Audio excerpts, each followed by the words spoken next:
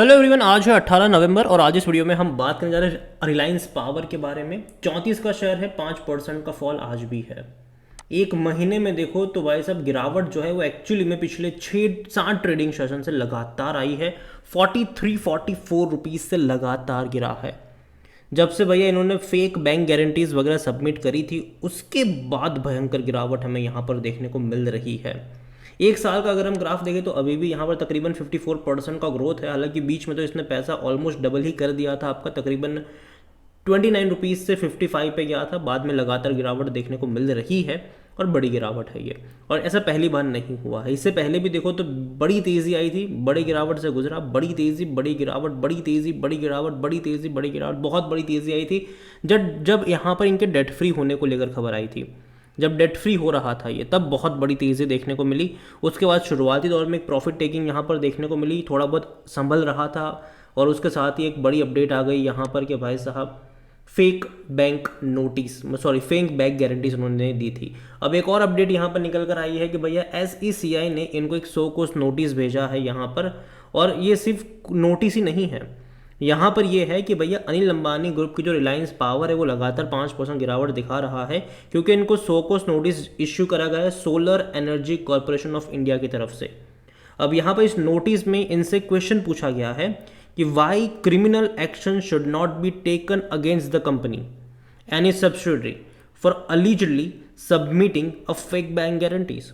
उनसे पूछा गया कि भाई साहब आपके खिलाफ हम क्रिमिनल एक्शन क्यों ना ले, क्योंकि देखो जो करा है इन्होंने वो तो भाई साहब एक तरीके से कह सकते हैं कि उल्लंघन तो है ही यहाँ पर, ठीक है भैया फेक आप सबमिट कर रहे हो बैंक गारंटीज वगैरह।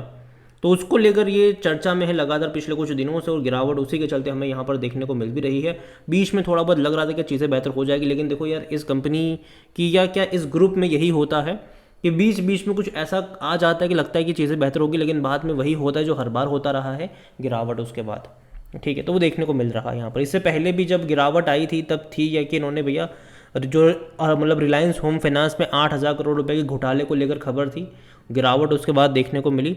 और उसके बाद फ़ौरन खबर आ गई कि यहाँ पे फंडामेंटल चेंज आने वाला है, पैसा रेज करा हुआ है और डेट चुका रहे हैं, ऑलमोस्ट डेट फ्री हो रहे हैं। तेज़ी आ गई, वहाँ से डबल हो गया इतने बड़े घोटाले के बाद भी। हालांकि जो घोटाला था वो रिलायंस होम फाइनेंस में था, ना कि इस कंपनी में था, लेकिन फिर भी ग्रुप में असर पड़ता है। ठीक है, अगर मान लीजिएगा कि टाटा में कोई एक बहुत बड़ी कंपनी अगर कोई घोटाला करती है तो उसका असर बाकी कंपनी पर ज़रूर देखने को मिलेगा। ये होता है। अगर रिलायंस में कोई घोटाला होता है तो जियो फाइनेंशियल सर्विस जो कि अलग कंपनी हो चुकी है वहाँ पर आपको उसका असर देखने को मिलेगा। तो ये चीज़ें होती है यहाँ पर। इसके अलावा एक और बड़ी अपडेट्स यहाँ पर निकल कर आई है भैया, वो है भैया बोर्ड ऑफ डायरेक्टर्स को लेकर। जो बोर्ड्स है यहाँ पर 4 नए डायरेक्टर यहाँ पर आ रहे हैं। देखो Reliance Power and Reliance Infra board reconstituted 4 new directors, और ये बड़ी बात है। और देखो इनको वाकई में ये सब करना भी चाहिए, क्योंकि पुराने लोगों ने काफ़ी कलाकांडी करी हुई है उन सब ने। तो अगर नए लोग आते हैं तो चीज़ें बेहतर होगी। लेकिन अगेन मैं कह रहा हूँ, देखना ये भी है कि जो नए लोग आ रहे हैं वो भी कैसे हैं। यहाँ पर देखिए, the now appointed board members of Reliance Power includes Ashok Pal, CFO of Reliance Power, Sachin Mohapatra, the whole time director and CEO of Sawan Power Limited, and Harmanjeet Singh Negi जो कि प्रेसिडेंट है भैया यहाँ पर रिलायंस पावर के। तो अगेन देखना रहेगा कि चीज़ें कैसे पैन आउट होती है। यहाँ पर बहुत सारी अपडेट्स इस कंपनी को लेकर आ रही है, पॉजिटिव नेगेटिव, वो तो वक्त ही बताएगा। और जहाँ तक इसके वॉल्यूम्स के बारे में बात करें तो आज बड़ी क्वांटिटी में देखो हर रोज़ ट्रेडिंग यहाँ पर हो ही रही है। आज भी देखें तो तकरीबन 1,88,00,000 से भी ज़्यादा के शेयर्स यहाँ पर ट्रेड होते हमें नजर आए। और मार्केट कैप इसका अभी 13,700 करोड़ के आसपास देखने को मिल रहा है। कंपनी के बारे में अगर हम बात करने जाएँ तो कंपनी को लेकर अगर आप देखोगे तो भैया पिछले कुछ टाइम से इनके नंबर्स में कुछ ना बड़ा इंप्रूवमेंट नहीं है। अगर आप पिछले 5 साल का इनका ग्राफ देखोगे रेवेन्यू वाइज तो कोई उतना बड़ा ग्रोथ नहीं है। सेम चीज़ अगर आप प्रॉफिट को लेकर भी देखोगे तो वहाँ पर भी नहीं, बल्कि लॉस था यहाँ पर। लेकिन पिछले कुछ क्वार्टर में थोड़ा सा चेंज आया है, बात करेंगे उसके बारे में। देखिए इसका P रेशो 11.59 का है, सेक्टर P तकरीबन 21-22 के आसपास का है। अब क्यों इंप्रूवमेंट है, क्योंकि देखो लास्ट फाइनेंशियल जो अभी लास्ट क्वार्टर जो इसने दिखाया उसमें 2,880 करोड़ का प्रॉफिट इन्होंने शो करा। ठीक है, उसके चलते ये देखने को मिला। अगेन कह दूँ ये वन टाइम है। ठीक है, अगले क्वार्टर में इतना नहीं आएगा, आपको जो प्रॉफिट है वो इतना ज़्यादा देखने को नहीं मिलेगा। ठीक है, क्या पता लॉस में दिखा दे, या फिर क्या पता कि प्रॉफिट में मुश्किल से 30-40 मतलब करोड़ का ही प्रॉफिट देखने को मिल जाए। ये होगा यहाँ पर। ये वन टाइम प्रॉफिट आया है, इस पर भरोसा करना उतना भी जल्दबाजी मत करिएगा यहाँ पर, ठीक है। वन टाइम प्रॉफिट है ये, तो भरोसा उतनी जल्दी यहाँ पर मत करिएगा। इससे पहले अगर आप देखो तो लॉस ही लॉस था यहाँ पर। और देखो बीच बीच में एक आध क्वार्टर ऐसा दिखाता ज़रूर है कि जहाँ पे बड़े प्रॉफिट्स आ जाते हैं, मतलब दिखाता है ये।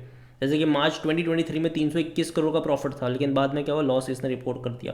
तो सितंबर का जो अभी लास्ट नंबर आए हैं वो देखने में बहुत बड़ा प्रॉफिट है, जिसके चलते जो पी रेशियो है वो एडजस्ट हुआ है। लेकिन अगेन मैं कहूँगा कि भरोसा थोड़ा बहुत करना जल्दबाजी होगी, ठीक है।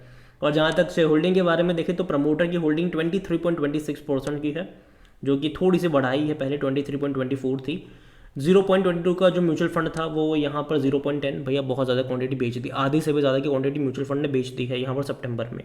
और स्मार्ट प्ले का है उन्होंने, देखा जाए तो एक तरीके से, क्योंकि गिरावट देखा जाए तो अक्टूबर में बहुत ज़्यादा आई है, 55 रुपये से गिर कर आया है नीचे, तो म्यूचुअल फंड ने फ़ायदा ही उठाया यहाँ पर। डोमेस्टिक की अगर हम बात करें तो 2.84 से उन्होंने भी बिकवाली करी, 2.79 पर आए हैं। एफआईएस ने खरीदारी कर ली यहाँ पर 12.71 से 13.13, जहाँ पर देखें तो भैया एफआईएस ने नुकसान ही, क्योंकि गिरावट देखा जाए तो भैया देखने को मिली है यहाँ पर, ठीक है।